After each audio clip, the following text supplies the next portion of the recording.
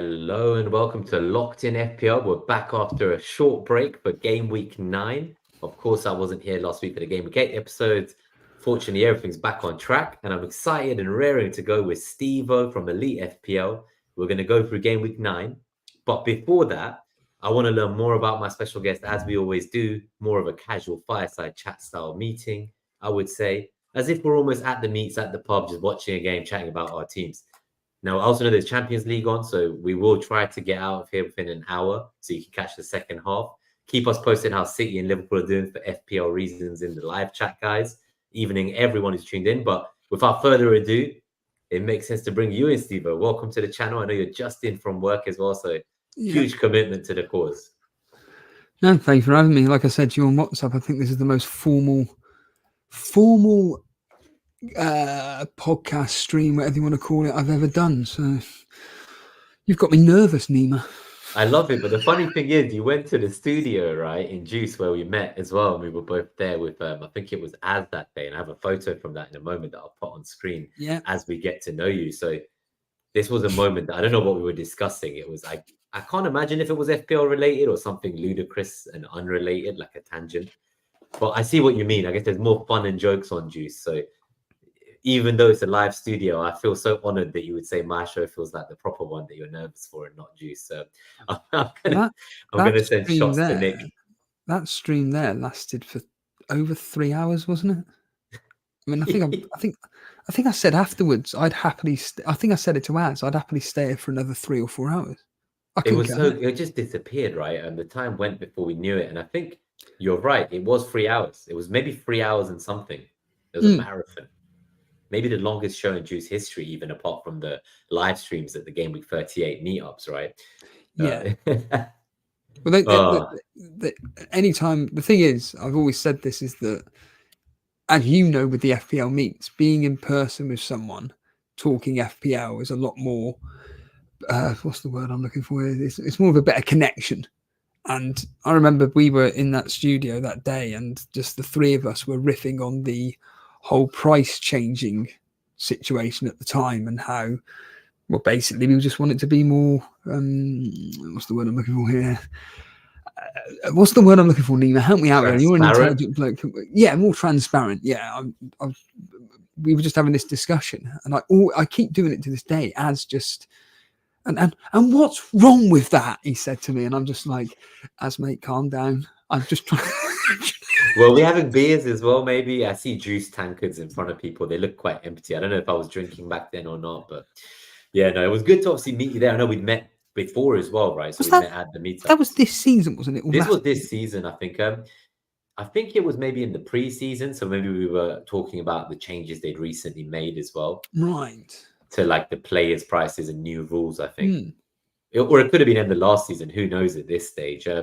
But I just love the photo because it also shows like your big muscles. I don't know if anyone's listening on podcasts. You got to check it out. Steve-O inspired me on my fitness journey, like professional WWE weightlifter. It's like you're always ready to go. So thank you for the inspiration. But let's talk about how you got into FPL. I'd love the kind of viewers to learn more about what made you get into the game, how long maybe you've been playing. You have a 4,000 finish that I found, which is pretty impressive. And that was early on in your FPL journey. So yeah, any favorite memories, how you like to play FPL and how you got into it? Yeah, so I'll never forget. It was basically when I was at Tesco down where I used to live. And basically I did my own fantasy football game. It was just, I took the Daily Mirror, took the names of all the players. I just photocopied it in the library, handed them out to my work colleagues and said, if you want to participate, it will cost you, I can't even remember how much it would have cost, a £5, say. And I would then each week do all the points myself. Wow, you're doing this on paper or Excel? We're talking 12, maybe 13 years ago. And it was when Brad Friedel would have been in goal for Blackburn, kind of that Premier League era. Yeah. And when what's his face? Barry Ferguson played for Blackburn, and I think it was, oh God, there's also another notorious Blackburn player back in the day. But anyway, and basically my mate just said after 2 seasons, have you ever thought about just not having to do this and play the free game instead? And I went, there was already, so that's why I was confused, because when he said 12 seasons ago, I was like, the game's existed for longer than 12 years. Yeah. So I was baffled that you were like doing it on paper yourself. So you were really into it. And these guys introduced you to the game after you realized it. Yeah, because I was, so we all, I say we all, but obviously nowadays there's EAFC, wherever it's bloody called, and people are like now commentating when they're playing FIFA or whatever.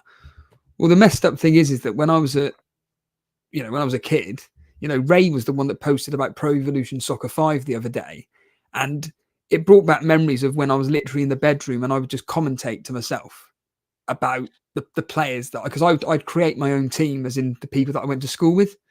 Nice. So I would just be obsessed with just playing Master League and commentating as I'm playing along with. I love the commentary part because it fits your character. For those who don't know, as well as Elite FPL, Stevo has his own Total Stevo podcast, right?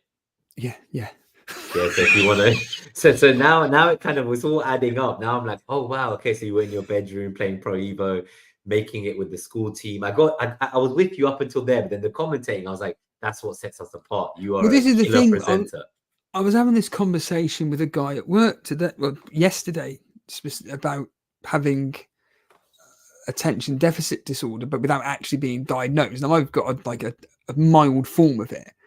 But that was it. We were talking about education. I just said, I have got zero education. Like my GCSEs are either E or below. That's how bad I did.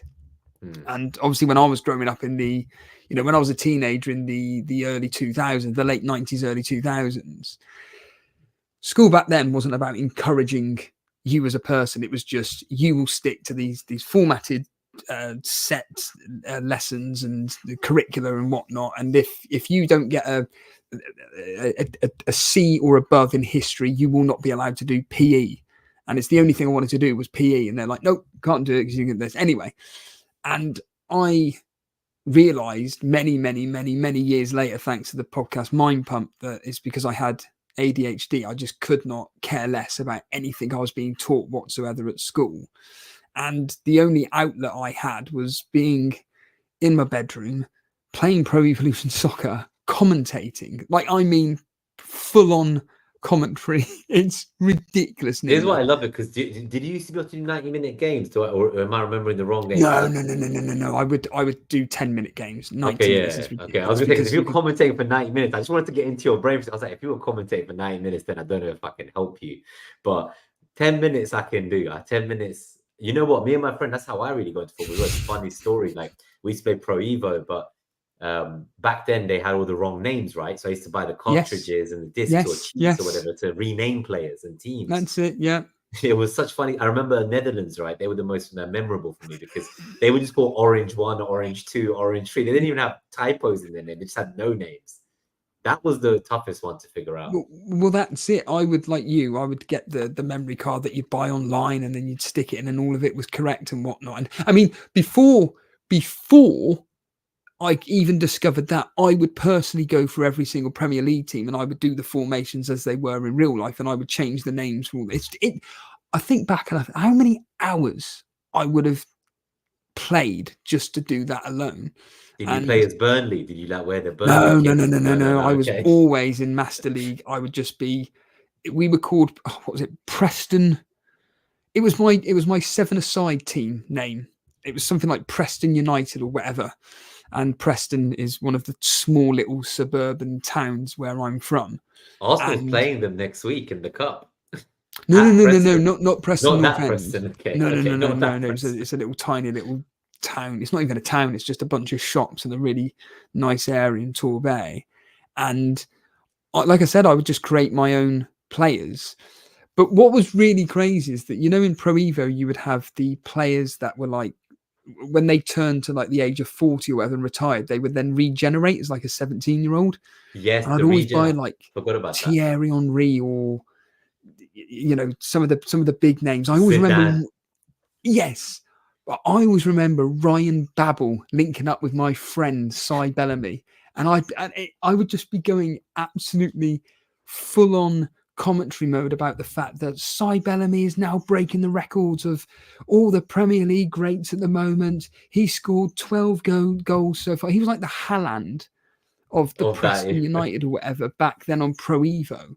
And him and Ryan Babel would link up really, really well. And he had, in real life, he's got a brother called Dale, and them two, I kind of made out they were having a rivalry. Like, why is Steve-O not picking Dale in the team? He's got so much attributes to him and whatnot. So there was that media coverage going between games in the season. It was like continued. Well, this is exactly the point. And I would even make sure that, because a lot of people, when they create a player, they deliberately put all the stats up to like ridiculous levels. Whereas me, I was like, nope. For instance, with me, it would be my shot power would be something like 98, 99, because I had a hell of a shot power. Accuracy, though, down to about 60, because I couldn't hit a barn door. So I would genuinely create the players properly. And yeah, why are we talking about this? I was going to let you finish before we went on, but this is the part that we put like 20 minutes towards 30 minutes just to get to know you, right? But we can go more into the transition of FPL. I know it was also about mastery. Oh, yes, of course, yeah, because but it was the connection back from writing on paper and creating your own team. That was the original connection, right? Yeah. So if you want to go back on that train of thought, I can help you there. Yeah, so this guy Pete, he said, "Oh, have you ever thought about just doing it for free on this game?" And I was like, "Oh, you're gonna have to show me what this is all about." And all I can remember is then we set up a mini league with the rival Tesco shop. But this links me into Jason. So we're talking probably 2000 and... when did I start the game? You've probably got the history up in front of you. I could, in fact, why don't I just check myself? Yes, I think you started before me, that's for sure. I had a look. So you have been playing, I think, just slightly longer than me. 11, 12. 2012. Yeah, so you started one season before me. That's the only difference. Right. So that is. And you did Unreal. But you did Unreal, man. So like your first season, right, you came 29K. And then your second season, you finished 4,200.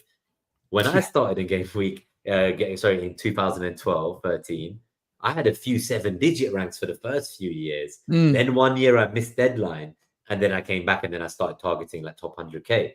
Whereas I'm fascinated, like you've also got like another 42K recently as well, last few years, a 22K, a 33K, a 15K, lots of great ranks, even 83K after the 4K. So it's very consistently good.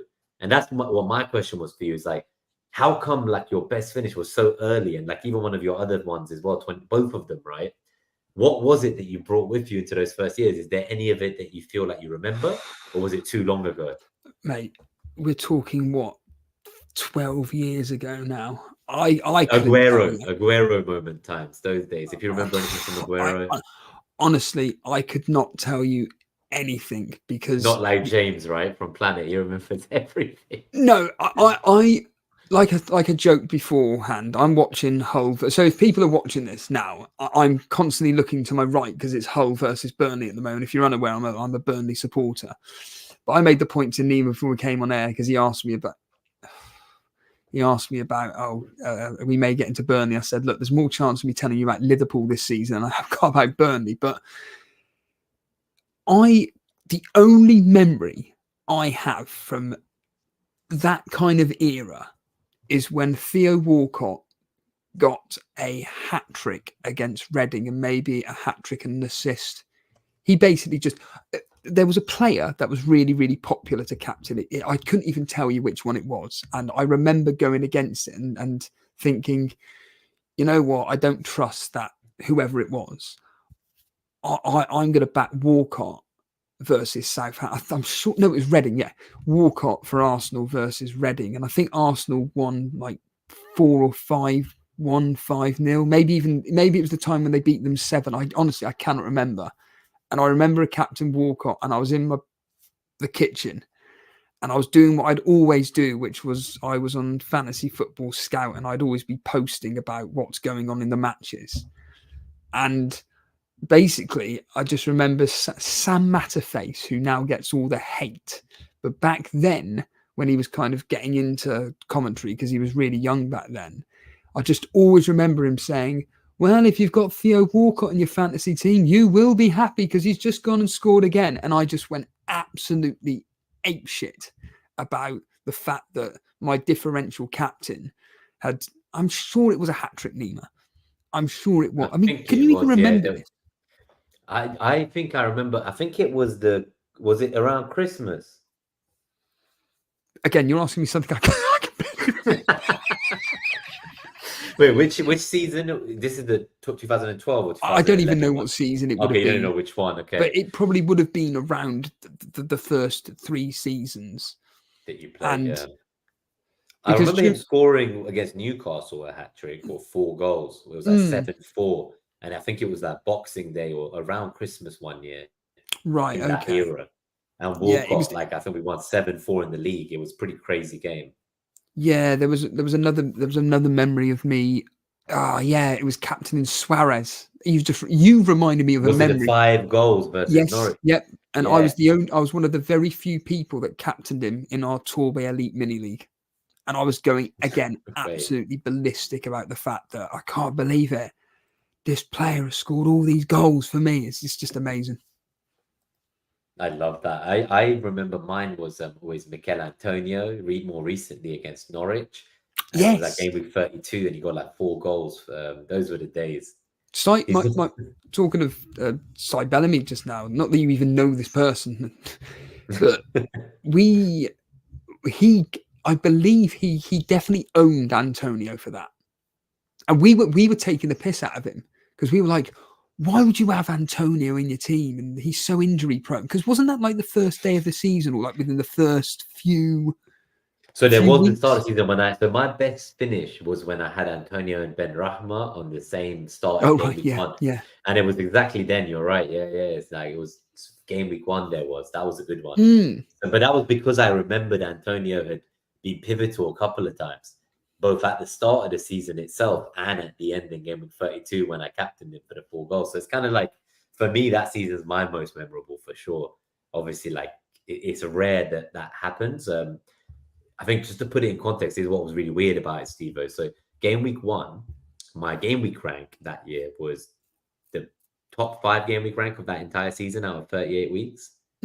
But at the same time, right, and just think about this, it was my lowest overall rank at any point that season. So the rank I got in game week one was a top 5 game week rank for me that year. But it was still my lowest overall rank at any point the rest of the 37 weeks ahead. That's incredible. So just like it was such a crazy, this is what I mean. So like I had like Ben Rahma, I had Antonio, I think I had Bruno and Greenwood at the time. So I kind of like doubles in attack from the same teams. And I just happened to, in the first few weeks, catch the assist makers for each goal in high scoring games, and everything went my way. It all started really well. And then I just kind of just stayed there and just carried on fighting to try to get a triple digit finish, which had eluded me 2 years before, where I finished like just outside. So I was like, oh shit. And I always thought this might be my last chance. I think when you're up there, so it's similar to when you were at 4,000, you kind of feel like you don't know whether you should keep pushing and go all the way, or like, are you going to drop out the 10K? So did that have any thinking in your mind, or did you not know about overall rank? Again, I'm telling you this now for free, is that overall ranks never came into my mind until I started watching Andy Let's Talk FPL, which would have been because this, I'll be honest with you, this is probably the most I've ever looked at my rank history, to be honest with you. Ever, right? The first time you've ever looked at it, yeah. So in the 2015-16 season, because you're just reminding me of memories now. So I discovered Fantasy Football Scout. It must have been 2011, 2012, 2013, roughly around that era. And like I said, I was doing lots of posting on there. I was one of those people that was deliberately trying to, I don't know if they still do it now, but get your comment as a hot topic.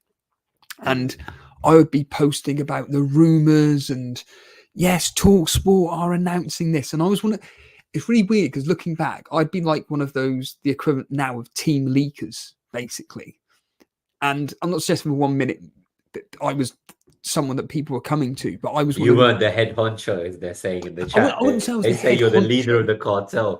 Yeah, I'm sure we'll get onto that in a minute. But certainly I was somebody who was, because I was obsessed with TalkSport was on in my ears for pretty much 24 hours a day because this is when it was good back then. and the information they would release was golden, because social media back then was just Facebook, and X it existed, but it was slowly coming to form. Because I always remember Stan Collymore talking about how X is going to be the next big social media, and he was the first person, I think, to term it social media. And I was getting really annoyed by him constantly calling it social media, but they had to, because they didn't want to get themselves into trouble with the company that they were quoting. Also, I can't remember. It was ridiculous. But anyway, but with Fantasy Football Scout, I would be using TalkSport to feed information that was literally happening live in my ears. And I was just obsessed with it, Nima, because I was just at home in the kitchen, just listening into TalkSport, doing my research for my FPL team, while also just typing out notes for FS Scout and trying my hardest to get it as a hot topic. And it was always that relief, like, yes, I've got my comment as the top comment. It was before Twitter community existed, I suppose. It was a time when the community. Yeah. So I similarly started using Scout a few years in, and I was kind of mainly looking at like the top. I think it was the trending table every week. I remember it was like players that were going up in like people's perception, and players who were going down in people's. It was kind of like people you were on a watch listing almost, but I was, and also the captaincy poll. I used to always look at that. So and then people would use the forums much more than that. It was real conversation. Whereas obviously eventually it became like every post, whatever it's about, it was just people RMTing, like saying rate my team. Well, so I know Trigger Lips is or was certainly a very, very popular member. It's the same as Late Riser, and he talks in a lot of in-depth discussion about, like you just mentioned, about how FF Scout used to be a real proper community. You used to know everybody. Everybody knew everybody, but then once X took over, or Twitter as it was known, even Reddit, because back then I moved to Reddit. Yeah, because back then I was like, if it's RMT, there's a daily RMT thread on Reddit anyway. But then after a while, I was like, you're kind of giving and taking advice from people, but everyone's just faceless on Reddit. It kind of just felt like it's very much burner accounts at best. So again, when I found Twitter, it was because I used to look for injury news. What else? Like maybe lineup news, as you say. That all the posts from Twitter would be posted on Reddit. So then eventually I was like, oh, but if I go straight to Twitter, maybe I can actually talk to the people and have conversations online. And then COVID came around, that sped it up. So around 2020, really, that was it. Like I came to Twitter as it was X. I just started chatting to people, and we were all locked up at home anyway. And then I realized this whole community had existed for way longer before I joined. And it just felt nice to chat to you, and then like I'm tweeting you. I feel like I know more about what you're replying because I understand you better as a person over time after meeting you. Well, so it helps kind of when you helps, right? Rather than like on Reddit where I didn't know anyone. It's all just like well, it helps that we've also met in person, and that's what's so amazing about your FPL meets is that it gets people that are fan of a very niche little game together, like you did on Saturday, and just people like you say, it's. I always remember Nick joking about it, or even Ash at one of their said, it's just so funny when so and so comes up to you and says, "Oh, hello, mate. Yeah, I'm Mark." Who? FPL Banana. Oh, yeah, FPL Banana. So funny. Yeah. The first one I met was so it was Tom, and he had a shirt on, like a white shirt with a collar, like really nice. Tom is in Lucky Plucky. No, this is a Sponge. So he had a sponge, a big yellow sponge pinned. And then he was like, "Oh, I'm FPL Sponge." So again, like, it was just so funny trying to relate. Like, do you introduce yourself as your real name or your FPL handle? But what we'll do is we're going to go into your team, because I think these conversations we're having, they're slowly coming towards FPL now. There was a comment in the chat. Just let's do a couple of shout outs before we keep going. So I'll timestamp this so the podcast viewers can, if they feel like it, they can kind of skip the shout outs from 24:30 till whatever time it says that the Gameweek 8, Gameweek 9 part starts. But cool. So we have Charles Watts was in the chat. Evening, lads. Good to see him here leaking news for us. Evening all from David Harrison. Donish, evening all. He says Saka out this weekend. I don't know if I'd rely on that from a podcast. Come and watch the video to make your own choice. Gary Hallwood, hey Steve-O, you sound familiar. And Fire Talk. I see there's a lot of Steve-O fans, right? A lot of all the personal Elite friends. FPL crew. Yes, good. I'm glad they're supporting the channel, or the Yeah, show. it's nice to have their support. Thank you. Any cartel members in here? Ash says. And then we have FPL Maggot. Good evening, mate. I apologize if I was a little bit drunk on Saturday. I do remember you trying to get me to join you for a dancing TikTok, which I almost did at half time. But had things been going better for Arsenal, maybe you would have got the dancing TikTok with me, mate. But there's always next time. Gary Hallwood, good morning from New Zealand. Colin Boogler says, you're here for starters, Ash. Claire, evening all. Thank you for tuning in. Yep, my gut feeling is Steve-O's the head honcho of the cartel. Harry Dawson, evening all. He says Steve-O's the hired muscle for the cartel. Got SK, good to see you, buddy. Sparta, good to see you. Jason Rise, evening. Just watching Graham Hancock and you at the same time. Love that. Steve-O's watching Burnley at the same time. Is that Jason's watching Graham Hancock right now? Yeah, at the same time. I don't know. Do you even know who Graham? I do. Do you know who Graham Hancock is? No, not personally. If I saw his face, I'd probably recognize him. He's one of Joe Rogan's best mates, and they go into full-on detail about undiscovered civilizations. It's the most fascinating conversation you ever get into. But he was on a podcast debating with some other bloke that was basically saying, "You're speaking rubbish, mate," and it was so overwhelming with knowledge. I'm like, I can't listen. It was like a 5-hour long discussion. I'm like, I lasted about 40 minutes and I'm like, I can't deal with this anymore. But yeah, I listened to one of my first full Joe Rogan podcast recently with I think Huberman, and it was 3 hours, as you say. Like I had to listen to that shit in parts, like on different commutes. Yeah, it's like a fucking Lord of the Rings of podcasts, man. What the fuck? And then I found out every episode's like that, and he's on thousands of episodes, or hundreds of episodes, or whatever. Well, did you not? I knew he was the man of podcasting. I knew that much, but I hadn't been watching many of them, especially fully. I'd watch clips that I'd find, right? They get clipped and put online. Oh yeah, I not discovered, but I was made aware of Joe Rogan many years ago, and the early Graham Hancock episodes there's one with a dinosaur expert, which is one of the best episodes I've ever heard. Just some of the interviews he's done are just fantastic. What we'll do is, by the way, I'll keep this SK. We'll start your questions. Anyone's got any questions, do start getting them in the chat, because we're probably going to get to the Q&A in 15 minutes. Game Week 9 conversation is basically going to be Q&A. You guys need to let us know your dilemmas. I've also put a poll on YouTube. I think it says, are you on triple captain this game week? Nice. Have you already used it, or have you saved it for next time? So let us know if you're one of those 3 options, and we can see the poll results at the end. Let's timestamp this 28 minutes where we actually go into FPL. I feel like this is our final farewell to the photo of us at Juice. So let's see what's next, what's in store for us. So this was your game week 8, I believe. I think you had a similar score. You're doing better than me. For one, you have a 5-digit rank, or maybe you have a 6-digit rank. I have a 7-digit rank. Yeah. I'm so not used to 7-digit ranks talking to you about 3-digit ranks. I'm not used to having 6 digits at this start of the season. So yeah, it's a good start. Yeah, for sure. I think anything in the top million by game week 10 is a good place to be to attack the rest of the season. So you got your red card here. For the podcast viewers, I'll quickly just mention. So Flecken in goal, Saliba, Konate, Lewis back line, Mbeumo, Rogers, Palmer, and Dibbling. Delap, Watkins, and Holland. Saka auto sub to the bench. Greaves injured for a month. I hear now. I also have that problem. Dunk, 6 points on your bench, and Verbugen, 10 points on your bench. So how does that feel? Was that like a grey arrow for you? Did you move much rank, or do you not really care about rank, as you said earlier?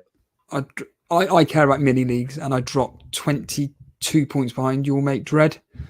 22 points, okay. Yeah, and then I ended up, because of sells on Monday for talking to Fire Talk, getting you couldn't make this crap up.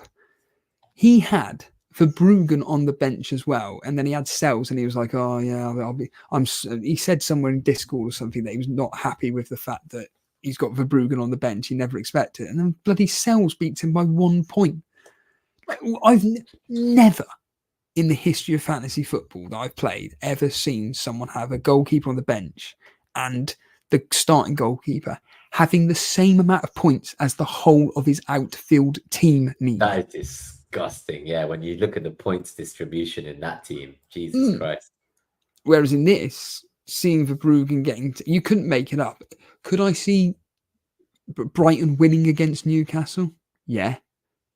But to keep a clean sheet in a 1-0 win, I don't know what the swearing's like on this, but I'm just going to say clear. Oh, no, it's all good. Yeah, it's all good. First 30 seconds is the only time we have any major rules. And don't say the C word, I know that much, but I find it really... I think that's... Adam on Juice made the point that I'm more concerned about Newcastle than I am about Newcastle assets. There's something going on there where they are not having... They're getting results, but I think that result against Brighton tells me more about Newcastle being bad than Brighton just ticking along and doing very, very well. But to win 1-0... Newcastle have been... I think it's a tough situation for them to be in, yeah. Like, I went heavy on them at the start of the year. I think I had all three. I had triple up. So I've got rid of all of them, obviously, now. But, yeah, painful memories for me. I don't think I can see myself going there for a while. How many transfers do you have, I guess? Like, so going into game I've already done them. I did the -4 on Sunday. So in that case, let me just switch to your current team that you said that I didn't put in the slides. But so is this after the transfers? You got Ait Nouri? I did. And that was it. It was Ait Nouri and Foden in for Saka and Saliba. I had my hand forced.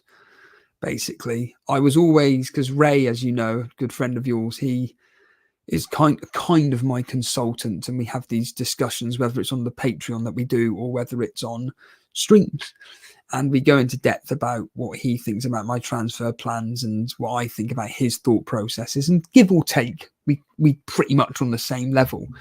And the plan for me this week was pretty much just to do Foden in for Saka. That was what I was going to do, pretty much guaranteed. But I wanted to see what Foden would do against Wolves.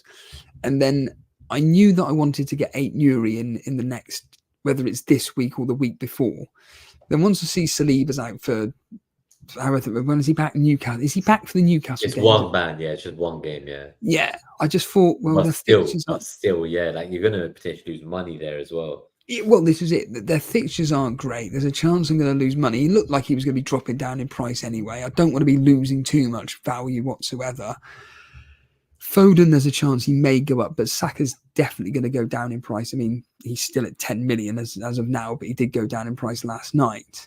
And I just thought, it's Southampton at home. And Shane made a point on the stream the other day where he was just like, Foden has to play.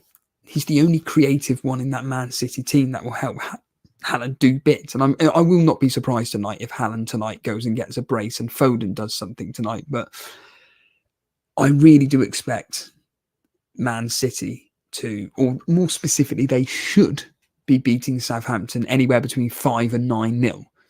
But I have this gut feeling it's going to end up like 2 or 3-0, just some boring, dull game where Haaland gets a goal, Foden gets just an assist or something. But moving forward, I'm happy holding on to Foden for their upcoming decent fixtures. Ait Nouri, as Ash was talking about last night, or was it Nick? I can't remember now. It really doesn't matter. Their fixtures upcoming for Wolves are really, really good as well. I'm very happy. And the plan, essentially the plan is then in game week 10, it would be potentially to move Foden out. Potentially, Ray says, for Diaz of Liverpool. I was thinking maybe Mo Salah. So I bought Foden last week. I did actually Diaz to Foden, and I had to fund it. So to fund it, it was a bit of a painful one as well. But it's just my problem, right, Steve? I've got Calvert-Lewin to your Delap, I suppose, and I felt like I couldn't sell him when he had 2 promoted teams in the next 3. So he's obviously played one of them. Can't believe I still don't have no points. Every other alternative at his price point looks more appealing to jump to. All of them. Like honestly, like there's just, but I also feel like I want to get one return from him before I like a farewell points return or something. Yeah. Is what I did with Henderson. Like he got me that 10-pointer, I think it was, and then when it was it Crystal Palace, Man United, and then I just sold him on the wild card. I've suffered long enough with Calvert-Lewin since game week 6, and I need to get 8 points fucking return before I sell him. So I think I'll give him the next 2, and then I might look at talking about Wolves, Mateus Cunha. I really like him. Yeah, so I really like it. I think I might look there. I've got Havertz right now and Saka, so I might, like you, lose some Arsenal players this week. I have 2 free transfers, so maybe I'll be following your path. But with someone who's already got Foden, I am already like not sure. Well, like, I'm happy for this game, but I don't know long term if I want to hold a player who I need more minutes for that price for me. Well, this is exactly it. I said to Shane on stream, because he kindly helped me cover for a watch along Wolves versus Man City, and let's not mess about here. Any Foden owners or anybody that brought him in for that Wolves game, you were very fortunate to get the assist. It was literally the last kick of the game. Done. You got it. Whatever. And it's like, and they're checking it as well and everything. Yeah. If Foden doesn't start against Southampton at this point, I'm just going to have to hold my hands up and go, I'm never bringing him in again. And this has happened to me before with him, and I said it 2 weeks ago. I think when I did the Game 7 episode, I told someone I think it was Brad, maybe FPL Mayor, or he was on, and I was just saying, look, like I can't do it. I've been through this too many times. But I went there. Like when I was selling Diaz, I had the choice of Son or Foden. And Son had 3 home games in 4. He was more likely to have penalties than Foden. Everything looked good, right? But then I was like, I don't know if it was the bias as an Arsenal fan. I still went for Foden despite the 3 away games. And one of them was for this Southampton home game. So I've kind of been hoping that the fact he didn't start last game would maybe put some people off getting him this week, so that at least I didn't get him when he like doesn't do so well, and then everyone owns him when he does well. So I was hoping he'd stay differential, but I want to let you know, Steve, in the chat they've told us that he's already scored a goal tonight, I think, for Man City in the Champions League. So hopefully he won't score too many more and become the biggest band. It happens, Nima. It happens every single week. If a popular player like you expect to do really well does nothing in the Premier League game, the following match, whether it's a Premier League game or any other competition, they will do what you expected them to do. I can't get my Alex Vollo, as a lot of people know, he's very differential when it comes to his choices, and he watches a hell of a lot of football. He studies it. He knows all the analytics, and because of the eye test, he can see where weaknesses are in various teams. And this week he decided to triple captain Haaland, and as in against Wolves, it obviously completely failed. We all had a laugh at him. Well, I did anyway, but I said, I bet you, though, against Southampton, he's now going to do what you expected him to do against Wolves. Yeah, is that just sod's law that it happens that way sod's laws, yeah, it's crazy. And the amount of times that I've had a player in which I've expected them to do well against X team. Or, you know what? You lot, Arsenal, are the perfect example. Don't expect them to get... Sorry, we expect them to get clean sheets against the likes of Southampton, Leicester, and so on. They get nothing. In the Champions League, though, win by nil. Every week. Win to nil. It's laughable. It is quite frustrating, I can imagine. It is a tough one, though, to be in. In terms of other people to quickly shout out while we go to keep up. Tiggy Taylor, evening. Thank you for tuning in. Yeah, Foden goal. Also a Rafinha goal for Barcelona. Matthew Eziashi, good evening, everyone. Good to see you. Thanks for tuning in. And PK7, hello. And then, Gary says, slowly coming towards FPL. So, we made it to FPL. It only took about 30 minutes, but we got there. I think it took 5 minutes. 28th minute I timestamp FPL. That's it's a new record even for me, Steve-O.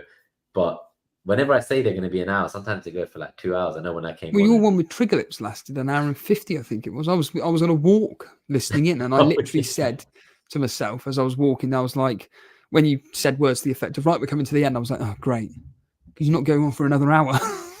Yeah, it's like it's gonna. You were worried you were going to the 3-hour marathon we were talking about earlier. Cool. So you made your moves. Let's have a quick look at. We'll put this as a timestamp. If you're listening on podcast, you can check out the projected goal and clean sheet odds from RobTFPL on X. So we'll put that as 39th minute.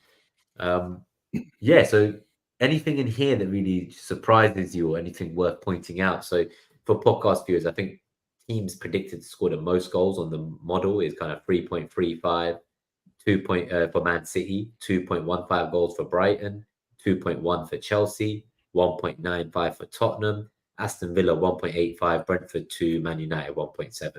Those are the top teams for the goals. Clean sheet wise, there's only really one team with any odds that are worth talking about, and it's 50% for Man City for clean sheet. Apart from that, joint second is Brighton and Brentford with 32% odds for clean sheet, followed swiftly by Forest and Villa with 28% each. So not much really going on in defense this week. That's the main thing it calls out for me, Steve-O. But I don't know if there's any of these teams maybe that you're surprised about. Brighton, they're not keeping a clean sheet against Wolves. It's not happening. Again, well, is that you Verbruggen on your bench again? Well, this is the thing. It's the whole. This isn't why I've put Verbruggen on the bench, but it's the whole sod's law thing, isn't it? No one expects Brighton to keep a clean sheet against Newcastle, so we'll bench their assets. But this week, when they're playing Wolves, they've lost 2-1. It happens every single bloody week. I'm only playing Flecken this week because it's just a simple fact that I'm looking to gift horse in the mouth here. Now, even though I'm playing Delap against Brentford, but it's literally just. I'm just hedging the bets, to be completely honest with you. Am I going to play Dibbling ahead of Delap? I was tempted to maybe play Dunk as a set piece threat against Wolves ahead of Delap, but I just thought, nope, just stick with Delap, be stubborn with it. I mean, from my point of view, I know obviously you use this protected goals and clean sheets odds from betting and whatnot. I always do this line on EliteFPL where I pride myself on my predictions, and for me, the teams likely to keep a clean sheet for me would be probably the likes of Everton at home to Fulham or Fulham against Everton. So a clean sheet for one of those two. I feel like one of those teams will get the clean sheet. Yeah, I see what you mean. That the odds are much higher. It's just which one is hard to call. I think the Brentford game, if there's one game to probably keep a clean sheet in, they have to be targeting that. Basically, to win 2-0, 2-0, 3-0, it really doesn't matter. I'd like to think Aston Villa, that's another team, can't keep a clean sheet in the Premier League, but when it comes to the Champions League, we'll keep clean sheets every single bloody week. I think they should keep a clean sheet against Bournemouth. I think there's a good chance. And also, Arsenal versus Liverpool. Yeah, I think that's the game that Gabriel's a big headache for me, because obviously you've sold Saliba, whereas for me, I've got Gabriel, Trent, and Mykolenko, and it feels like I should either sell Trent or bench one of Trent or Gabriel for Mykolenko. It just feels like I should be doing that. I don't know what you think about that dilemma. Is that your luxury dilemma? Is it? Because that is what the word luxury is designed for. Well, as in I'm playing Trent and Gabriel right together at the moment. And I have Saka and Havertz in the lineup. So I've got 4 players in that game, and it's the last game of the game week. I'm going to be at it as well. So I need to figure out what I'm going to do with these Saka news. Do I keep Havertz? All these things are going through my head. As an Arsenal fan, is Saka going to play? Do you know? Is any news? I think he will. I think he's been in some kind of training, and then they it's all going to be like the opposite of what Arteta says, in my opinion. So like where he's now saying we don't know about Sunday, it's kind of like that makes me feel more confident. But it's not just that; it is actually because as these cartel members that apparently everyone is these days, I feel that there is going to be more info closer to the deadline, and it's a home game. So you're not 3 days before. I guess it's on the Friday, but either way, like even now on the Wednesday, I have reason to think that like he should make it. Like that's what they're targeting for that game. Like I think he could have been forced to make it for the Champions League, but it was decided to save him. What's the severity of the injury?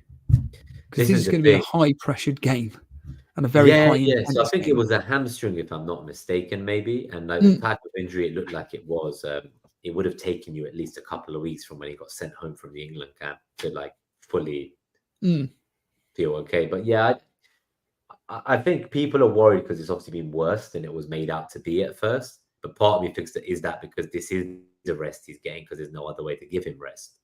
So it's like just protect him till the game. So I almost feel like I'm pretty confident in the start. If I was going to sell one of them, at the moment, I think it would be more likely to be Havertz than Saka personally. I think if Saka's not playing, I'll get my first sub like last week. Last week I got Rodgers off the bench, very fortunately. Otherwise, God knows what score I would have had. But yeah, overall, I don't know. Like I'm pretty. Let me just have a look at my team. So I've had your team up. So my team. Yeah, I guess I can share it. I suppose, like I shared yours, just very quickly to help you visualize like my dilemma. It might make more sense. Yeah, so this is kind of where I'm at. Like I have 2 free transfers, and I'm trying to zoom in maybe. Yeah, so I don't know. Like there's not much I really see myself doing. Do you know what I mean about the Trent thing? Like I kind of feel like maybe playing Mikalenko instead of Gabriel, talking about your Arsenal clean sheet point. And then do I like, use the Trent downgrade to get to like a Palmer for a Saka if he's out and then just keep Havertz? So there's all these different thoughts in my head. Like I got 2 free transfers. If Saka and Havertz were fit, I would potentially roll and just bench one of Trent Gabriel for Mikalenko. So I don't know what you think now that you've seen it more visually. I have one rule in FPL, which is never bench your premium team players ever. And one player that always springs to mind was Azpilicueta. Every single time they would play the likes of Man United, Liverpool, Arsenal, Tottenham, Man City, Azpilicueta would always pop up with either a goal or an assist. And it's the same with all these players. It's like Gabriel against Man City. It pops out of nowhere. I don't care how much time they spend on set pieces. Yeah, 15 points against Tottenham, 7 points against Man City. This is the thing. And yet everybody says beforehand in there, all these streamers and whatnot say, oh, do I dare play Gabriel because, there's a likelihood of them conceding. And I don't know why. I just find benching premium players is always a no. In fact, talking of this week, I took the risk of playing Dibbling ahead of Rodgers. I took that punt. Same. I was so upset before the Saka out the squad. Yeah. So then, of course, it came down to, oh my God, please let the Saka news be true that he's not travelled with the squad or whatever, please, because then I can get these Rodgers points off the bench. Because I've made a complete cock up with playing Dibbling. And, as by all accounts, again, talking to Talk Sport, listening into it, yeah, Dibbling had a very good game, a very talented youngster. But the truth of the matter is that you do not play him over someone like Rodgers, who's in form, plays for a premium team like Aston Villa, and has got a strike partner in Ollie Watkins. Now, admittedly, they're playing Fulham.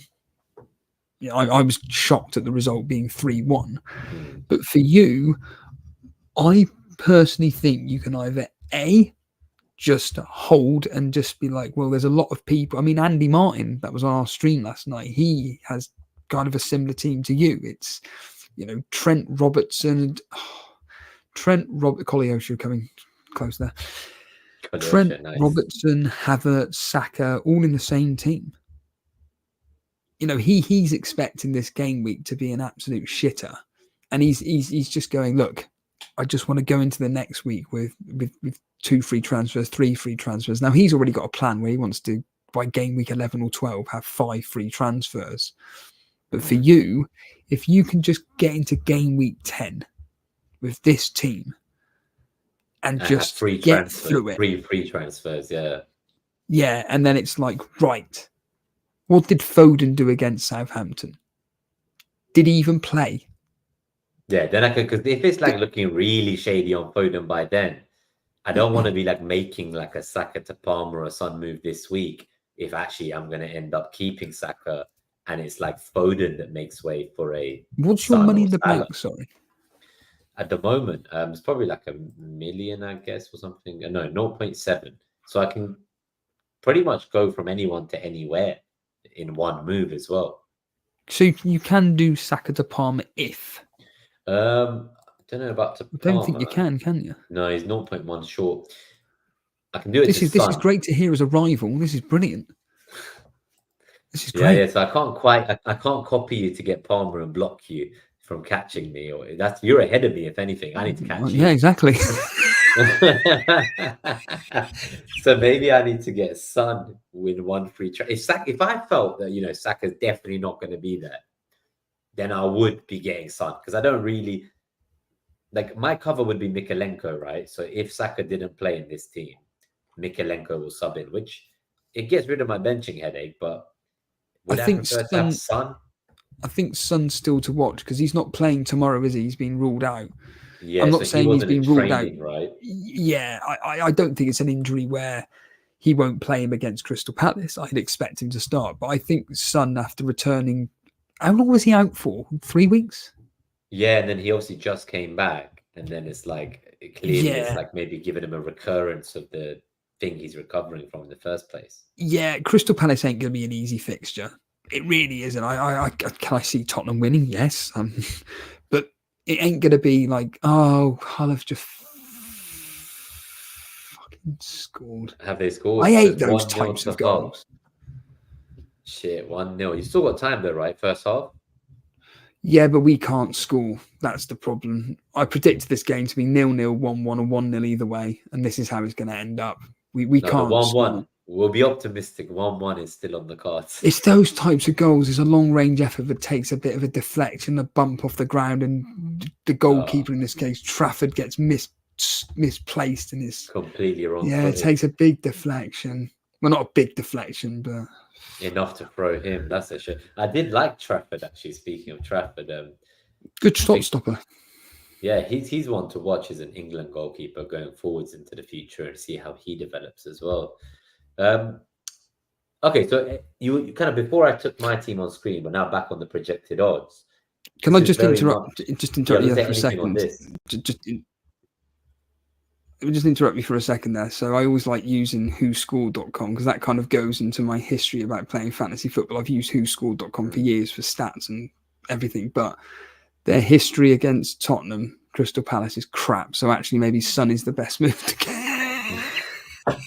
If Saka was definitely out, if he was definitely out, I think it would be hard to resist. I'll be honest with you. Looking at Arsenal's upcoming fixtures in Newcastle, Chelsea, and obviously this Liverpool game, I think through a 3-week, it's not even a punt, but a 3-week era in which Tottenham have got Crystal Palace, okay, it's Aston Villa, but Tottenham are scoring goals for fun, and then Ipswich. Yeah, Ipswich, that's the one.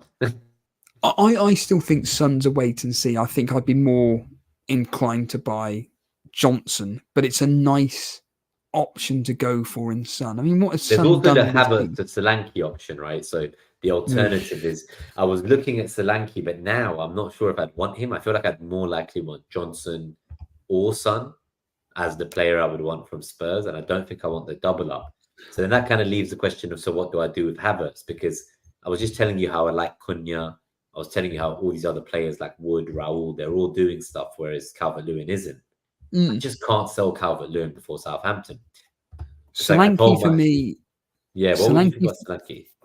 Solanke for me doesn't feel like one of those players that will get you a double-digit haul. I don't know why. He just doesn't. Whereas Son and Johnson and even Kulusevski, they do feel like players that will get you that double-digit return. And this season, I'm just looking at it here with Son. He scored the other day, but he got a 10-pointer against Brentford at home. Everton, he got a 6. I didn't realise Son had done that this season.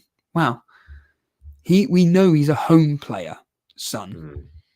And he's away at Crystal Palace next, where they've got a really good record. I think for you, it's a dilemma it's a nice dilemma to have. It really is a lovely... It's a luxury moment, right? Because I could roll if everyone was fit, but it just depends to me. Like, if I get any info, hopefully the cartel will enlighten me this week. Because last week when I did the Diaz to Foden move, I didn't get the memo about the Saka to Son move. I could have done both at the same time. Why didn't I know about it? I thought I was in the know. How things have fallen. Think personally, based on the fixtures, I think the Saka to Son move is, seeing as you've got 2 free transfers, just do that. But here's what I mean, right? Because Steve-O, in previous seasons before the rule change, I wouldn't have even had the thought of should I roll. I would have just done that move, right? Or Yeah. let me get the most gain I can on this fixture swing. And yet in this season where I can roll, I'm telling myself, oh, I could do like more valuable moves later with more info, more moves. And it's almost like I don't want to forget that sometimes I need to attack the week ahead of me as well to keep the momentum. Like I don't need to roll just because I can, I guess is what I'm getting at. Like I reckon 3 free transfers is more valuable than 2 free transfers. But I don't know how much more exponentially 4 free transfers or 5 free transfers is than 3 free transfers. Yeah. So I agree that it goes up in value, but I think the distribution of this way the value goes up is more weighted towards that first jump from 2 to 3 or 3 to 4. Like 4 to 5 and that, like I don't think there's so much. So yeah, maybe I just need to use the move and not. Yeah, the hard thing. Forget the new rules. Yeah, the hard thing for you as well is that after this game versus Arsenal, Liverpool's fixtures are pretty decent. They are pretty decent. So that's where the other flip side comes, right? Like, do I then maybe ditch someone like a Trent to try and fund the Salah for where Foden is if I decided I can't trust Foden? Or do I potentially even get rid of Haaland? Because if KDB is going to be gone for a while, maybe I don't want to have Haaland after game week 9 for a couple of weeks. Maybe he's got Bournemouth, Brighton away, Tottenham home, Liverpool away. So this for me, this game against Southampton, I think for everybody is going to be one of those where it's right. What did Haaland do? And if he gets the future decisions, yeah. Well, this is the thing. If he does what we expect him to do, which is a minimum of two returns, then we're going to think, cool, he got a goal and assist in a 5-0 win. Brilliant. And then we can still continue with him for the Bournemouth, Brighton, even the Tottenham game at a push. However, if Man City look like they were against Wolves, which is just this, they just seem to have a lack of ideas and Haaland's just not involved. They end up winning 3-0 and Haaland gets a goal. I think at this point, we all then need to look at just sacking him off. And like you said, bringing in Salah and then replacing Haaland with someone like you've just mentioned, Cunha. Yeah, so that's where I feel like, imagine Haaland straight to Cunha, Salah in for anyone in the midfield with that money. And then, you could just change things up, right? Yeah, because I've got written down on my little book, wherever it is right here, is that I've got written down here for it's slightly changed because originally I was going to do Saliba to Vardy, but I thought I don't really want double Man City defence moving forward. I'd rather attack the attack and have Foden in. And then I had for game week 10 a -4, Saka to Diaz and Dunk to 8 Nuri, but that ain't happening now. So in game week 10, I'm looking at how Foden performs against Southampton. If it just looks like a lost cause for me, then it will be looking at probably Foden out for whomever. And then in game week 11, I'll be doing, what's his face, Delap to Cunha. That is pretty much because Delap's got in game week 10 a good fixture against Leicester at home. And like Ray said to me, you don't want to be getting rid of the home fixture against Leicester. And both those teams are going to be targeting that game, right, as their 3-pointer for them, just like you said about Brentford for their clean sheet. They're going to be targeting certain games. Yeah, and Cunha's got Southampton at home in game week 11. So I can do that move. And then after that, I'm going to be like, right, I can now reevaluate everything. It's game week 12. We've come out of the... In fact, I'm just looking at it here, actually. That'll be after the international break. Where am I? So it's game week 11 the before, and then that's the international break, then game week 12. Okay. Yeah. So I will come out of the game week 12 and see where I am. If I'm still there or thereabouts where I am right this second, which doing okay in mini leagues and doing okay in the high rankings, at that point I'm thinking, I'm making the right decisions. However, if it all just goes completely tits up, I'm then thinking, right, what can I do to drastically change anything? But this season, I must say that I am playing very, very template. I'm just compared to how you normally play. I wouldn't say how I normally play, because over the past few seasons, unfortunately, I mean, I've really had to be very, very strong this season and stop consuming FPL content. All I do, Nima, is listen to Juice, and that is it. Because otherwise you feel like it's going to change your decision making. 100%. You've hit the nail on the head. I think I tend to agree. Yeah, I think I listen more for entertainment reasons, and I want to avoid, but you're right, subconsciously you will still end up potentially thinking to do certain moves based on like what you hear.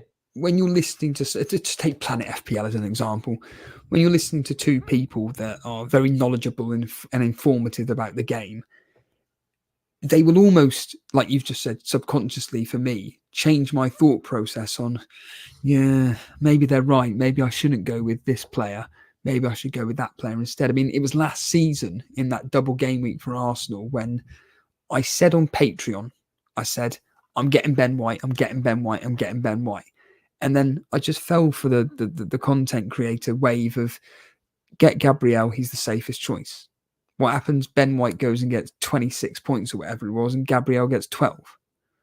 And I do hold my hands up and say that when it came to listening into content creators' stuff, I was swayed by what they were saying because I respected their opinion. And I'm thinking, what do I know actually? This guy knows his shit. And yet I'm thinking this, but he does really well at the game here. Actually, maybe he's onto something. I'll change it. 9 times out of 10, Nima, I was the one that was right. And then you end up regretting all of it. Yeah. Yeah, I always reference Bilal, who says to me this time, he went, Steve-O's decision making is really, really good. I just wish he went through with it.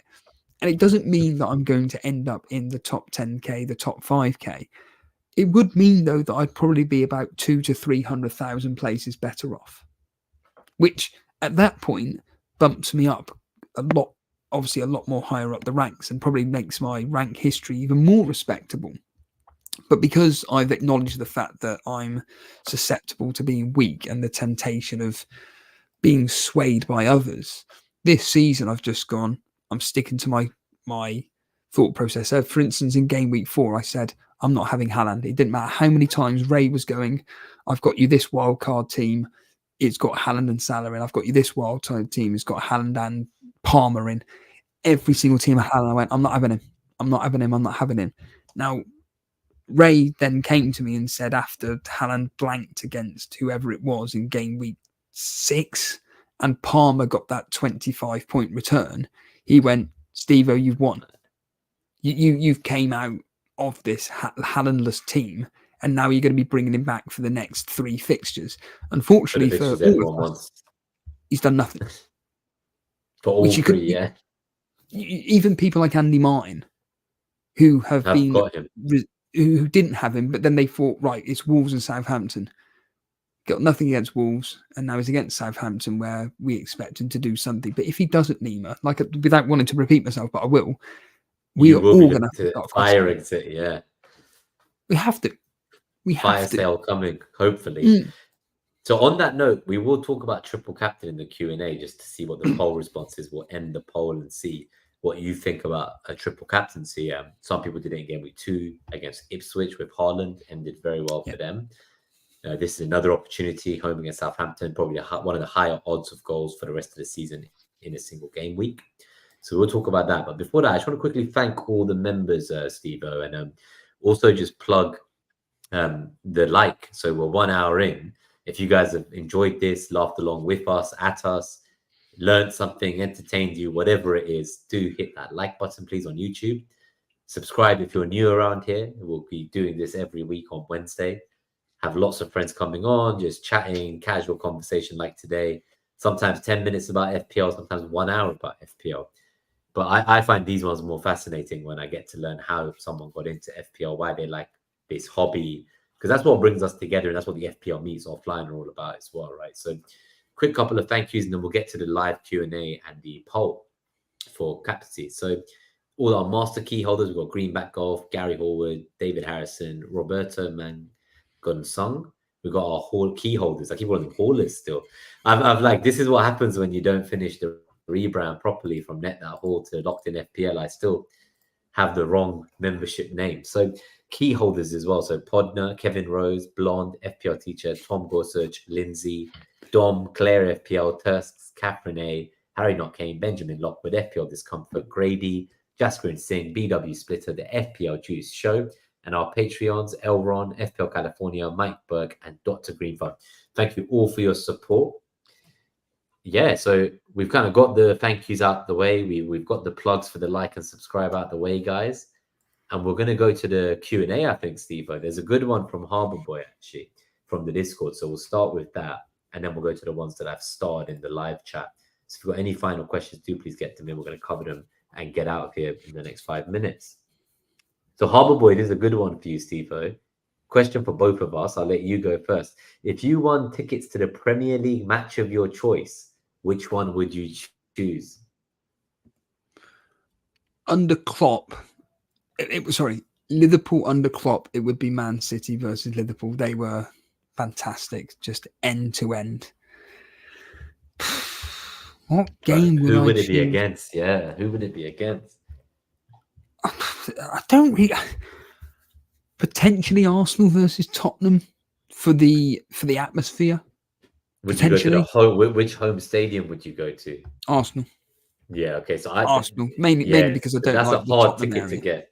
Fair enough. It's a hard ticket to get. I got one once. I actually won it from a mini league. So imagine a mini league I won gave me a prize to a game, and I was like, surely it's not a game of my choice. And they were like, yeah. And I was like, but the Arsenal Tottenham game's in a few weeks. Like, it's a bit late. Everything's sold out. They were like, it's not sold out if you are willing to pay any price. I was like, what do you mean? And then they sent me these 2 tickets, Steve. You're going to be baffled here, right? It's actually sickening, the touting that is going on. I think it cost like 1,600 euros, Steve, for these 2 tickets in the lower tier of the North Bank. And it was one of the experiences of my lifetime. Like, I don't think I'll ever be able to get like those kind of tickets again. So I can see why you would pick that game in that stadium. But imagine that I got that as an FPL prize. And I'm thinking, wow, like that's better than what the winner of the whole game gets. Fucking hell. I got to pick the game and everything instead of chasing them for 2-3 years for their game of choice. I certainly, I mean, if we were to go, even if this isn't the question, even if we were to go with this week's fixtures, I certainly wouldn't be picking Everton versus Fulham. I wouldn't mind. I'm trying to think this week, so I wouldn't mind going to Chelsea home. Yes, Chelsea Newcastle. Yeah. On TV, Stamford Bridge. That would be quite fun. I haven't been to the Amex Stadium, so but yeah, we're not talking about this week. We're saying any game, anytime. So, so you're Arsenal, Tottenham, Arsenal. I would say for me, it's not actually any specific teams. It's a final of an international tournament. So I think for me, it would be like a World Cup final more so than anything else. Because it was actually the 1998 World Cup, Steve, that got me really into football. And I had FIFA 98 as well. And it was a World Cup edition, and Iran, I could play as them in it. I was 8 years old. We beat the USA in the group stages. We were out in Kensington after. I see loads of other Iranians and Persians celebrating. It was just, and that was the same year Michael Owen scored against Argentina. So I was really into him. And I just really fell in love with football. But then I played Pro Evo for years, up until 2004 FIFA. And then I kind of took a little bit of a break from football, if I'm honest with you. When I turned about 15, 16, 17, I was more interested in kind of like meeting people, going out, like trying to chat to girls, you know, all that kind of stuff that you do. And I kind of fell out of love with football a bit because I wasn't gaming as much as well. And it also was, I guess, the years after the Invincibles when, you know, Arsenal lost the Champions League final. Ship was a bit dead. 2010 at uni now, it's World Cup again, I think. And I watched that. I think it was South Africa. And again, it got me back into football. And we used to play the FIFA demo at, in the kind of student accommodation with everyone because we couldn't be bothered to play for the full game. And people ended up playing the demo with us more over the year than their full copies because our demo had 3-minute halves that you don't get in the real game. So, and you only had 6 teams. So it was like Arsenal, Dortmund, AC Milan. And we would just be like passing the controller, getting 3-minute halves that you couldn't get otherwise on this demo. So long story short, that's why it's the World Cup, because it was football was something I fell in love with at a World Cup. And it's also what brought me back to football again after a small break. So yeah, and gaming like you, that's where it all really began, to be honest. the gaming part, I would say, is a key component. Hours and hours of Pro Evo and FIFA, and eventually you fall in love with football no matter what. So yeah, I think other than that, I would say I'd love to see an El Clasico. So like I'd love to like watch Real Madrid Barcelona at the Camp Nou or something. I thought the question was Premier League only, wasn't it? Yeah, I guess it is Premier League, but yeah, I'm just So now yeah, breaking the rules there. Well, I'm saying World Cup, El Clasico, shit, Premier League. Premier League was Arsenal Tottenham like you, but I went to it now. I think now it would be an away game that is hard to get. So I'm just trying to think. I would love to go to Anfield. So I've never been to Anfield. So I'm going to say Arsenal away at Anfield. I would love to. Nice. Yeah. Cool. So let's do these questions in the chat. We have only 2 or 3 of them, Steve, and then we're going to get out of here. So SK says, was there double game weeks back then? You know, it was from like the Scout Forum days. Who was the Ben Crellin of the era? Or did you just find out through the game? I think back then, Ben Crellin was still the Ben Crellin of the era. It's just his posts were being shared on like other forums or like on Twitter, even back 2020, I remember, and Reddit. But yeah, I think he's always been the GOAT of the chip strategy and double game week. Well, again, because of social media, I mean, it's one of the very few things that's good about it is that I remember when we for the second season of Elite FPL, which would have been the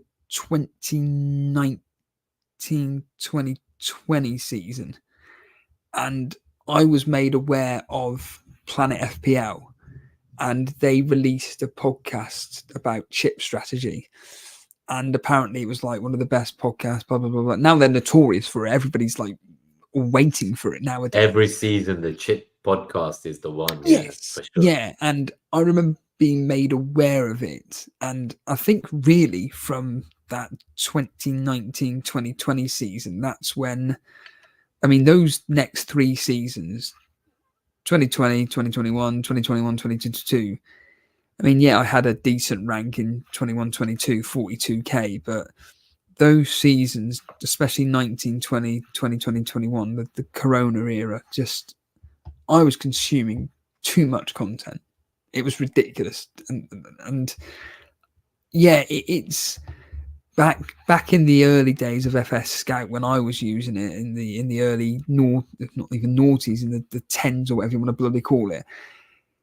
You always had people helping you with your double game week strategies and like you said, spreadsheets or planning. Yeah, it was all. I mean, I remember Lego Mane. I remember. Yeah, the graphics. Yeah. And in fact, because of FS Scout, it was the first FPL content I consumed via podcast, which was Mark and Granville, and I would play Call of Duty Black Ops 2. And I would just be playing zombies while listening to Mark and Granville just having a conversation. Absolutely fantastic. And it was when the OG shows, Well, yeah, but it was a time which was innocent in the sense of they were literally just chatting to one another on a platform and released it on FS Scout. And I absolutely loved it. I remember coming across Who Got the Assist at the time. And I was obsessed with their show back then because they've been going on for people don't realize these podcasts, these people have been around for nearly 10 years, 8 years. Yes. They've been pushing this through love from the beginning. Precisely. And these people, the thing is, back then, the information that they were talking about was just your everyday regular guys like me and you chatting about football, and you would just pick up on things and then you would use your own mind to make your decisions. Whereas nowadays, unfortunately, like you've just mentioned, this, I'm not disparaging what these people do. Of course, I'm not. They're very good. There's a lot of spoon feeding. Yeah. You just go, oh, is there a double game week? Is there? All right, then done. Oh, yeah. It's like, oh, the chips are done for the next year already. Like you know, give it a few weeks. Yeah, we laugh, but in like a month or two's time, there'll be like a tweet that comes out and says, the 2025-26 season, game week 18 is going to be a blank because of this random match or Club World Cup or tournament. Yes. Like as soon as like a fixture gets out, it's so much info now. It gets spread so far and wide.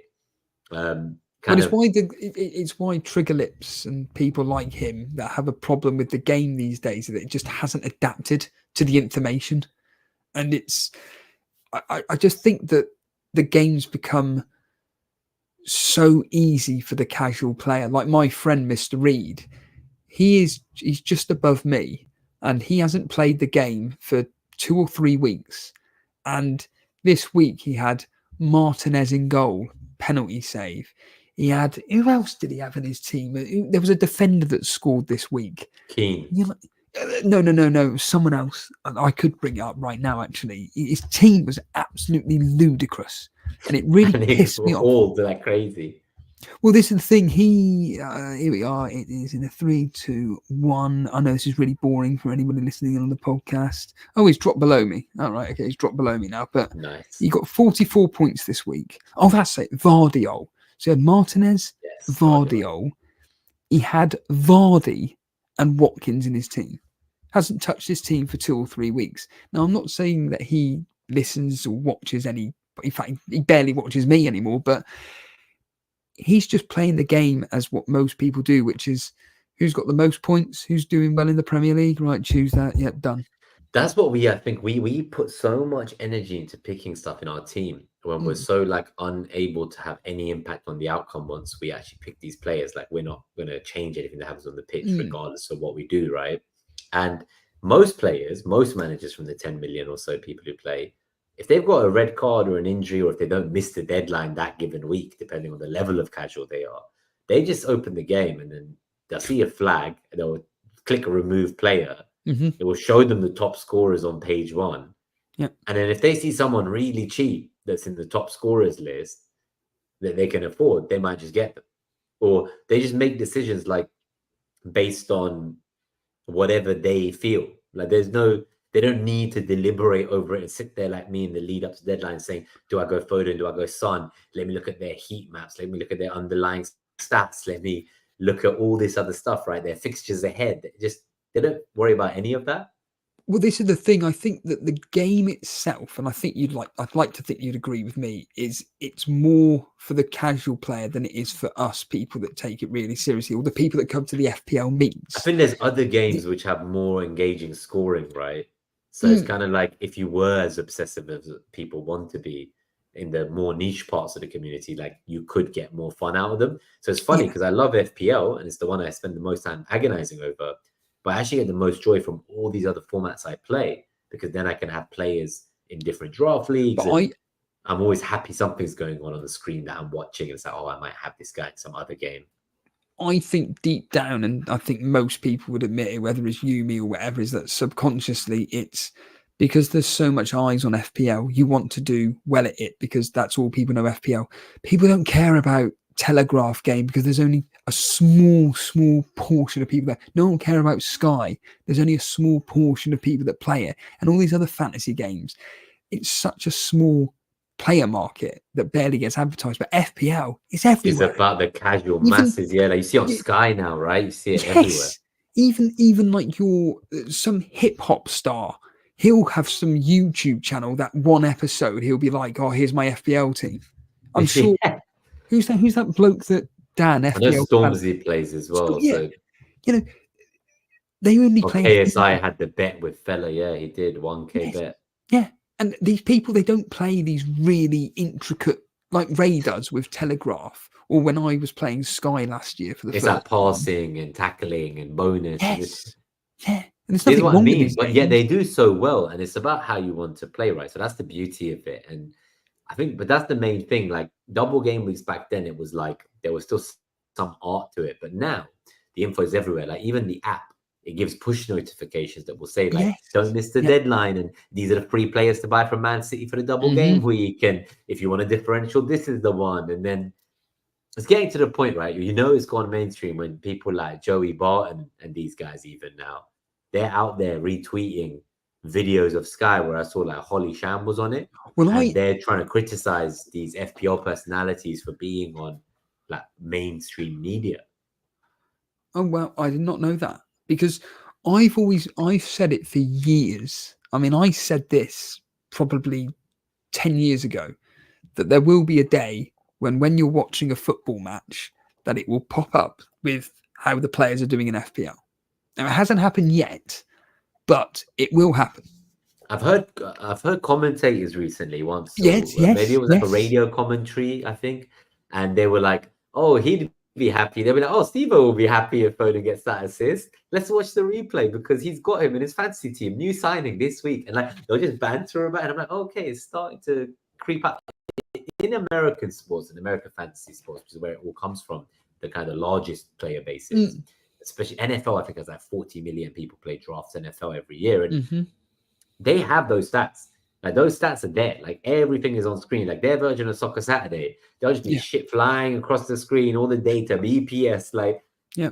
and you see it in some apps now. I think it might be FotMob, or I think that's the one I've checked it on. When you go to like a team or a match and you click on the lineup, there's actually a section that you can see the lineup in like a fantasy format. Yeah.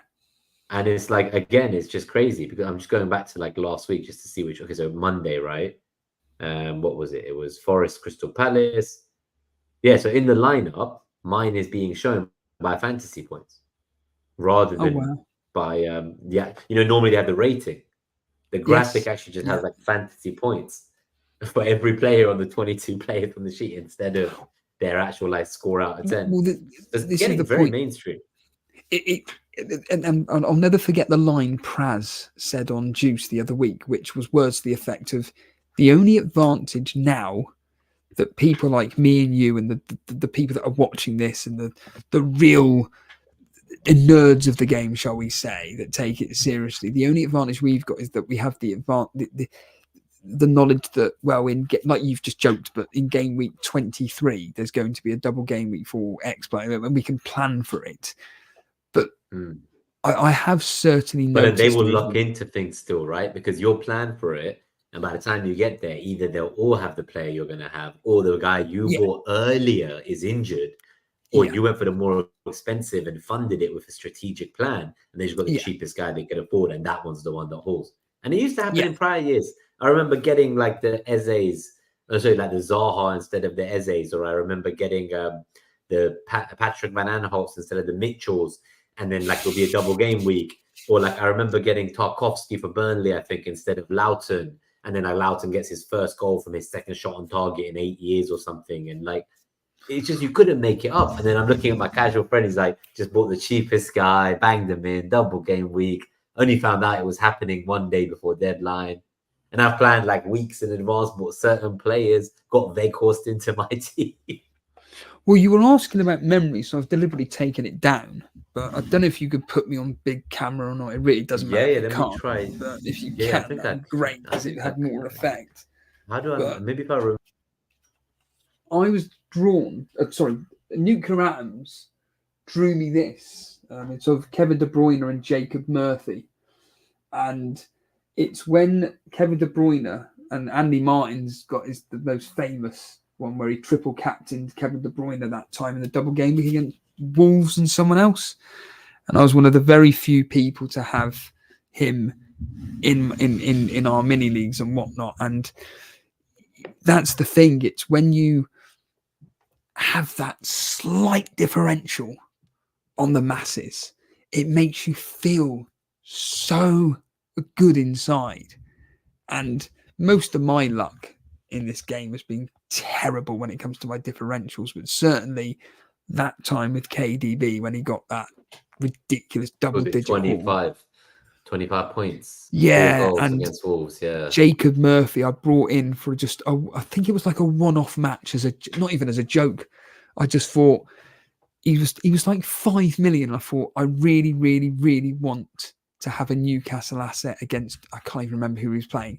And he came through with, I think, a goal and 2 assists. Oh, you know what? Was it against Spurs when Isaac as well? It's that Jacob Murphy meme Really, I where cannot he's got his remember. mouth open and he's shocked about the goal he scored. Where he's like, there's like a meme of Jacob Murphy with his mouth just open, like, and it's like straight after he scored. I don't know if you remember that meme, but I'll send it to you if you don't It's see funny it. because Harbour Boys, they're making the point about, I love how I solved my barcode problem on the Wildcard by getting Greaves. Well, Harbour Boy last season, I don't know if you're aware or not how well he did, but he blew out every single Elite FPL mini league on the planet. He ended up in the overall rank as I just quickly bring up his team right now, he ended up last season, if I can do it really quickly, which is going really slow, 1,323rd in the world. Wow. That is He just said, incredible. and the way he plays this is pretty much, I just choose the players which I think are going to score the most points. Now, that may sound like a really obvious comment, but that's literally how he played it last year. Oh, Palmer's doing all right, bring him in. Oh, Is that no Foden's doing all right. overthinking like us? Yeah. Well, I wouldn't go as far as to say he doesn't overthink. I reckon he probably potentially does a bit because he loves the game. He definitely He, thinks of about it. course, but certainly the way he was playing it last season was, yeah, just captain the obvious captain pick. Don't go for someone like Nick did this. I know he didn't own Haaland, but Nick owned he captain and Burma. Yeah, against whoever it was, and whereas Harbour Boy, it's like Haaland's the obvious choice, captain Haaland. Salah's the obvious choice, captain Salah.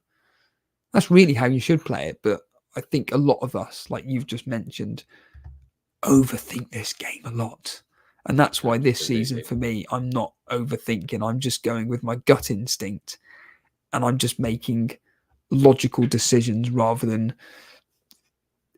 just bringing in players for the sake of it. Because I think, oh, there's a chance, there's a punt he may do quite well when inevitably, like for instance, oh, shall I go Palmer, who's the key man to everything Chelsea do? Or shall I go with a player that does well for Chelsea but is hit or miss in Madueke? Well, last season I would have gone Madueke. This season it's just stick with Palmer. Just stick with Palmer, Steve. You don't want to be messing around with it anymore. No. Let's quickly say the poll results actually. So I've just ended the poll. It was, are you triple captain Haaland in Gameweek 9? So 54% of people are saving it. 24% are doing it, and 21% have already used it. So that's quite interesting. 33 responses. Thanks everyone for voting. Steve-O, we should get out of here. There is one question we're going to take from Tiggy because it's an FPL question, and at least that way we'll feel like we did cover some FPL this episode. But I've enjoyed just thoroughly chatting to you about everything FPL and non-FPL. So quick one, Fatality says, our advantage is the secret WhatsApp groups. Hello, fellow cartel members. This one from Animations I'll say now just before we go because we'll wrap out with Tiggy's question. So Animation says, will the triple captain make people put off? So I think maybe 24% of people saying they're going to triple captain, right? Out of 33. It's not very many. It's a small sample size, 6 or 7 out of 30 people. Yeah, I think, would you let the current form of the last 3 blanks in the Premier League put you off? Like, is that a reason to? So you wouldn't triple captain. So ironically, I've been advising in air quotes that this could be the next best option to be triple captaining Haaland in a single game week. To be completely frank, it's Southampton at home, a team which is leaking goals for fun, and I'm just quickly looking at Man City at the moment. Their result, it's still 1-0. It's still 1-0. Something. Do you know what happened? Okay, it says they went 2 up and then it got ruled out. Yeah, I've just seen that now. Yeah, I don't know who scored though. Okay, Haaland at half time, he'd had like 2 free shots on target, 2 block shots, 1 off target. Like it doesn't, like, I've not watched it obviously, but it paints a frustrated picture. 6 shots and not. Well, this is exactly it, and it. Surprise, Barcelona battering Bayern Munich as I predicted.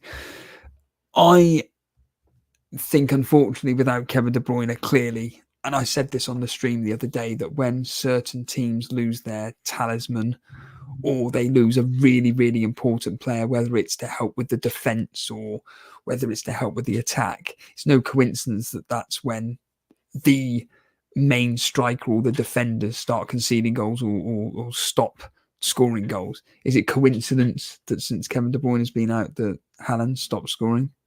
Probably, but actually there's signs there to say that maybe Kevin De Bruyne is the reason why Haaland stopped really scoring, or why Man City haven't been doing as well. And you could argue with Rodri as well. I think the Rodri thing for me, that's probably like, it feels like they're trying to be more conservative, almost like overcompensating for his loss. So I do wonder if that changes. But let's Steve, let's get out of here. So this question from Tiggy Taylor is, they're on Wildcard 9. This is the lineup: Mbeumo, Foden, Salah, Palmer, Son, with a forward line of Raul, Wissa, Lawson. Is Son worth it? We're going to keep this quick fire, and then we'll get to there's one more question from Danish as well. I think if you don't have Haaland, then and you maybe if you don't have Trent as well, if you have neither, then I think having Salah, Palmer, Son, and Foden is a very nice, heavy, expensive midfield four. And it's just nice. Like, you can get anywhere in any other position with 2 moves in the future. Should you not want Son or decide he's not worth it, you can make that choice then. But I think for now, with the next few fixtures, and especially with the third one from now, I think we said it was Ipswich. So I would go for it. Just keep an eye out on the news that obviously he wasn't in training. But I think he's worth it. If you're not going to have Haaland, then I would absolutely be squeezing in Son in there for now. And maybe he's a placeholder for Saka or something down the line. Yeah, the one thing I don't like about this is that there are question marks over the form of how Larson will do over the next few. These are more look how they do over the next few games before making the decisions. So Visa's just come back from injury. For all we know, he may not start at the weekend against Ipswich. Larson again, see if he can build up some form first. Jimenez, we know what he can do, and then the midfield 4, like you just said, the midfield 5. Sorry. Yeah, but Mbeumo didn't count, but just from a pricing point of view, I meant the other 4. Yeah, it's all the big heavy hitters, but there's question marks over Foden minutes. Now, we all know that Foden should be starting every single Man City game. We know this. But Pep doesn't give a shit what we think. Absolutely. So Tiggy also has free transfers after the wild card, Gabriel, and 1 million in the bank. So, I mean, that's a good position to be in. Lots of transfers to use should you need to move that money from Son on. Fatality, incredible finish last year, 1543 rank. Danish, we're going to do these quick fires, Steve, because we need to go. Second half of the games has started already. We don't want to keep everyone. Danish, should I start Vardy or Smith Rowe next week? So I'm just looking at the stats on screen. We have Leicester 1.28 projected goals for Vardy there, and then Smith Rowe, Fulham 1.43. Not much in it. Depends, I think Vardy maybe more minutes you would predict, and home fixture. Smith Rowe, obviously, as a midfielder in FPL, like maybe you can get better returns. Ultimately, though, I don't think Smith Rowe, if you look at the number of goals he's had, I don't know if it was James was saying it on Planet FPL to Clayton or something, or he was just saying like he'd had like the same number of shots on target as he had goals. So for me, like, I don't know, like away from home, that kind of fixture depends. I'm expecting an Everton clean sheet maybe in that fixture personally, so I would just go with the Leicester home for me, despite the extra points. Any final thoughts on Watkins from Shaz before we go? Any thoughts on Watkins?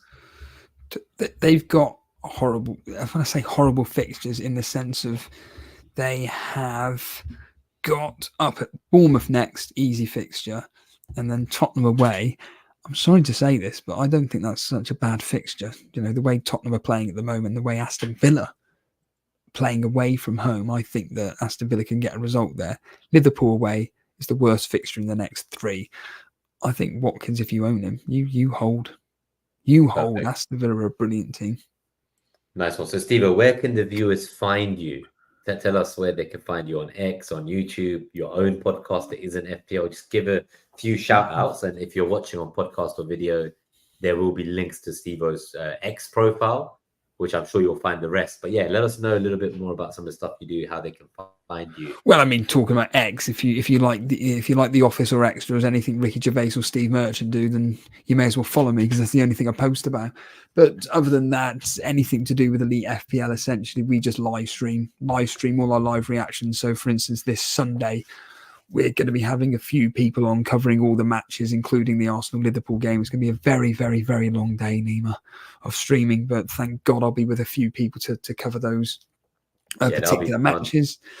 Tomorrow evening, which is Thursday, me and Jason are going to be doing the Gameweek 9 preview, where Jason has already teased us the fact that he may be doing a free hit, which I hope he does, because he sounds like I hope he does. Yeah, I'm really really hoping he does his free hit. And I've got Alex Volo to make up I haven't seen it yet, but I've got Alex Volo to make us up a special thumbnail. And then every single Saturday, me and Ray Qureshi, we will be doing a Saturday. We're the only streamers to do an immediate Saturday night live reaction to everything that's happening. After the 5:30 game ends. Wow. Yeah, well, we go about 8 o'clock, but yeah, it's just we'll talk for about an hour or so, and I love stream with Ray. Very similar to you, just talk naturally, get on with it, and yeah. And then on Sundays we do our Sunday surgery stream where we get you guys, the listener or the watcher, on via our Discord, and if you've got any dilemmas with your team and whatnot, we will get you live on air, look for your team, and hopefully me and Jason will be able to discuss with you, like me and Nima have been doing with you guys. With our teams, right? Like we've been sharing it with the guys in the chat and just thinking about our choices. I guess it's similar. You get your viewers on and they get a chance to do some Sunday surgery. That's pretty cool. Yeah, I've always made the point that I tried to stick with 3 streams a week, but I will do the odd impromptu, vlog from Heathrow Airport, wherever, speaking absolute nonsense. I remember there was a video of you in the car, and there was a massive cow walking up to the window. And you got out the car, and the cow looked huge. And I was like, how is he streaming from this location? I was so, like you were in like a mountain or a hill or something. Yeah, it was on Dartmoor. Yeah, it was a beautiful location, and I could not believe the size of that cow. It was absolutely ginormous. But yeah, the reality is we take our community very, very seriously, and I will, whether I take the mick out of them, whether I embrace them, it really doesn't matter. We involve our community a lot, and we do talk a lot about them, hence why I've mentioned a lot of names, because I value their fanship and their loyalty to our channel. So I just try and make sure that we try and get involved as much as we can, hence why we do a lot of live streams. I don't really care for video format personally. I've always thought that I think live is some of the most. Yeah, I prefer live stream. Yeah, it's a very.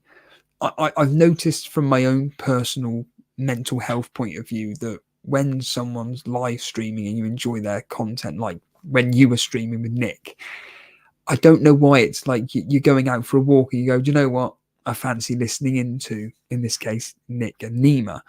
Whereas with video format, it's this really weird psychology of that you've really got to be invested in something to want to watch it or listen. Yeah, whereas this, you could be on a walk, and like I do it a lot. I have the YouTube open, and like if like Juice is on a live stream, I might not be able to see the visuals, but I'll be like walking the dog and I just listen along, and at first I'm there because it's live. Yeah, it is quite fun actually. Yeah. Yeah. Cool. Okay, so Steve-O, let's make sure the viewers, if you do like The Office, if you like WWE as well, which we didn't mention, you need to definitely go and follow Steve-O's account. It's I believe it's EliteFPL _Steve-O. I don't have a clue, mate. Well, I've linked it in the description. Haaland has also scored, which is definitely a signal for us to go and catch the end of the matches. Phone and assist. Yeah. Quick, cheeky.